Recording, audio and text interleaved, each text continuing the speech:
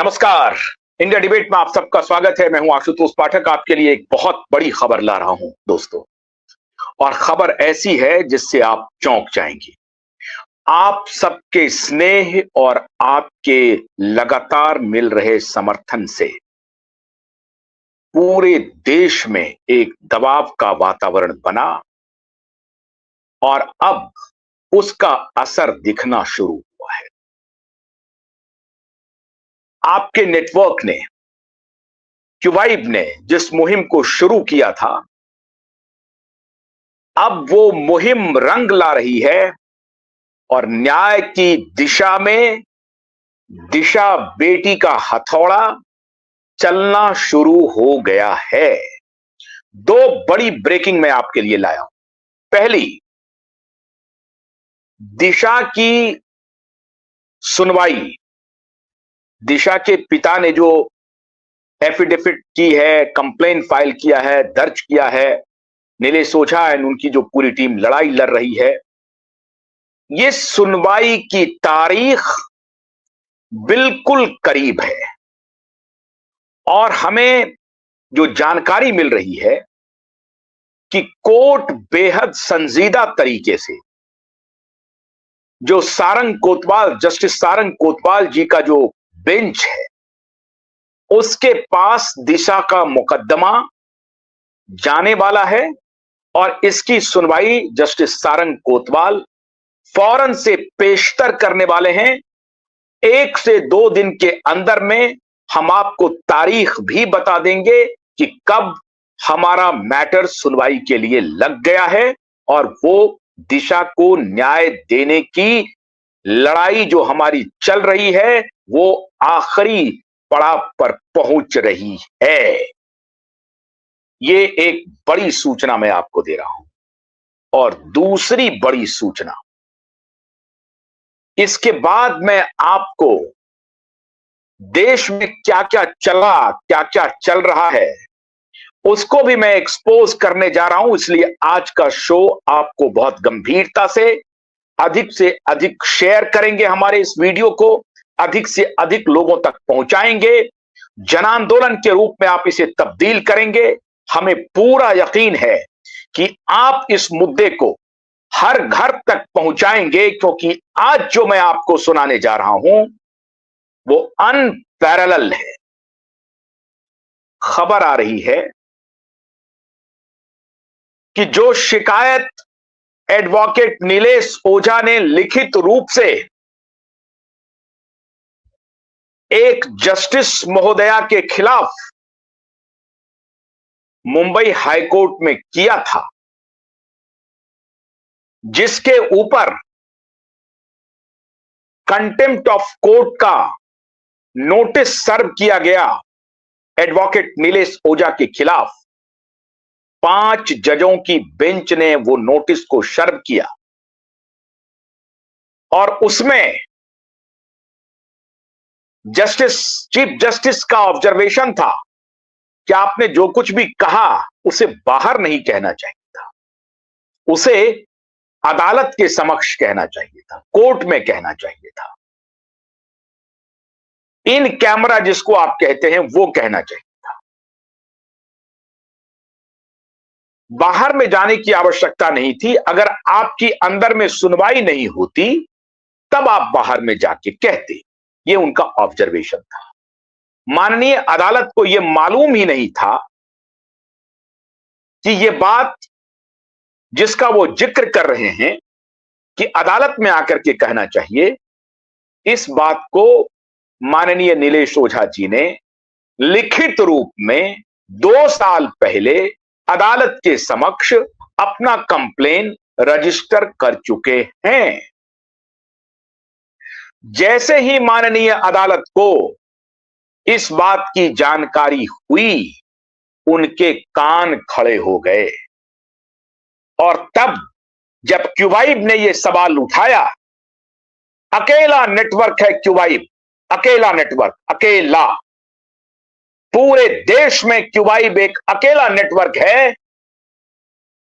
जो सब कुछ दांव पर लगा करके इस लड़ाई को लड़ रहा है। और न जाने किस किस को अपना दुश्मन बना रहा है।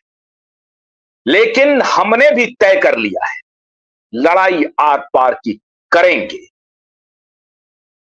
क्युबाइब ने यह सवाल उठाया था और उस दिन हमने एडवोकेट नीलेश ओझा जी को अपने शो में बुलाया था, आगे भी आने वाले हैं वो, और हमने उनसे पूछा था कि अगर आपके खिलाफ ये नोटिस आया है तो इस नोटिस का मतलब क्या है। उन्होंने बड़े विस्तार से समझाया कि इस नोटिस का तात्पर्य यह हुआ, अदालत ने हमारे खिलाफ कोई इस प्रकार की अवमानना की नोटिस नहीं दी है कि हमने बहुत बड़ा अपमान कर दिया है अदालत का, बिल्कुल नहीं किया है। उनको जानकारी नहीं थी। हमारे जो माननीय जजेज हैं, 5 जज, उनको इस बात की जानकारी नहीं थी कि जिसका जिक्र उन्होंने अपने ऑर्डर में किया है कि क्यों ना आपके खिलाफ नोटिस शुरू दिया जाए, क्यों ना आपके खिलाफ कंटेम्प्ट की प्रोसीडिंग्स शुरू की जाए, तो उनको इस बात का इल्म नहीं था कि जिसका वो हवाला दे रहे हैं कि आपको ये बात बाहर में नहीं कहनी चाहिए थी, अदालत में कहनी चाहिए थी, वो बात तो हमने पहले ही 2 साल पहले कह दी थी अदालत, और कहीं भरबल नहीं कही थी। कोई डायलॉग डिस्कोर्स अदालत के बीच में हमारा चल रहा था और तब हमने कहा था, ऐसी बात नहीं थी। हमने लिखित में कई पेजों में कंप्लेन रजिस्टर किया है माननीय जस्टिस के खिलाफ, और जब ये अदालत के संज्ञान में आया, उनके तो होश उड़ गए। फिर उनको लगा कि क्युबाइब जो सवाल उठा रहा है वो बेहद महत्वपूर्ण सवाल है, और क्युबाइब ने सवाल उठाया था कि आप कंटेम्प्ट करने के अधिकारी हैं, नोटिस भेजने के अधिकारी हैं, कंटेम्प्ट प्रोसीडिंग्स करने के अधिकारी हैं, आप सर्वशक्तिमान हैं, आपको पूरा हक है कि अगर किसी ने अदालत का अपमान किया है तो उनके खिलाफ अदालत की अवमानना की कार्रवाई की जाए। लेकिन साथ ही साथ यह भी सवाल उठता है कि जो परिप्रेक्ष्य है अदालत की अवमानना क्या उस पूरे परिप्रेक्ष्य को भुला दिया जाए? क्या वो सब्जेक्ट मैटर को डिलीट कर दिया जाए? क्या उस पर चर्चा नहीं होनी चाहिए? जिस विषय को 2 साल पहले कहा गया उस पर सुनवाई नहीं होनी चाहिए? ये क्युबाइब नेटवर्क ने बहुत ही पर्टिनेंट सवाल उठाया था, और अदालत ने इस बात को स्वीकार किया कि क्युबाइब का यह सवाल बेहद महत्वपूर्ण है। मतलब अदालत ने मुझे फोन नहीं किया कि आपने जो उठाया है वो, लेकिन हमने अकेला, आपका क्युबाइब नेटवर्क है जिसने इस सवाल को उठाया था कि अगर आप नीलेश ओझा के खिलाफ कंटेम्प्ट प्रोसीडिंग्स कर रहे हैं, आपको बड़ी शुभकामना, आपको जरूर करना चाहिए अगर उन्होंने अदालत की अवमानना की है तो। लेकिन अगर अदालत की अवमानना का परिप्रेक्ष्य, विषय वस्तु, उसको जाने बगैर, उसकी सुनवाई किए बगैर अगर आप अवमानना की प्रक्रिया चलाएंगे तो ये नेचुरल जस्टिस की अवमानना होगी, ये प्राकृतिक न्याय की अवहेलना होगी। और इसी प्राकृतिक न्याय की अवहेलना का सवाल क्युबाइब नेटवर्क ने उठाया था। हमने ये सवाल उठाया था, पूरे देश ने देखा था, पूरे देश ने सुना था। सुप्रीम कोर्ट से लेकर के हाई कोर्ट के जजेस, सभी बड़े वकील और वकीलों की पूरी फौज ने देखा था, सुना था।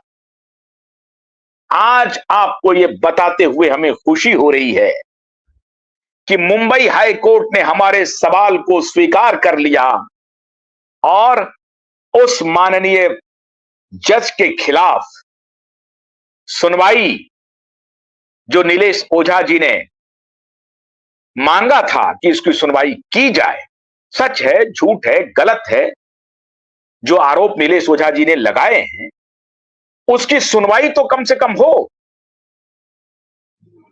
ख्वाजा यूनिस खान, एक लड़के की मौत की कंटेम्प्ट जिस पर अदालत ने आदेश दिया था, सचिन वाजे को, उसको सस्पेंड किया था, उसको रीइंस्टेट किया, और कल ही के शो में नीलेश ओझा जी ने यह बताया था कि जिसकी हत्या हुई थी, जिसकी हत्या का आरोप था सचिन वाजे के ऊपर, उसकी मां ने कंटेम्प्ट फाइल किया था कि माननीय अदालत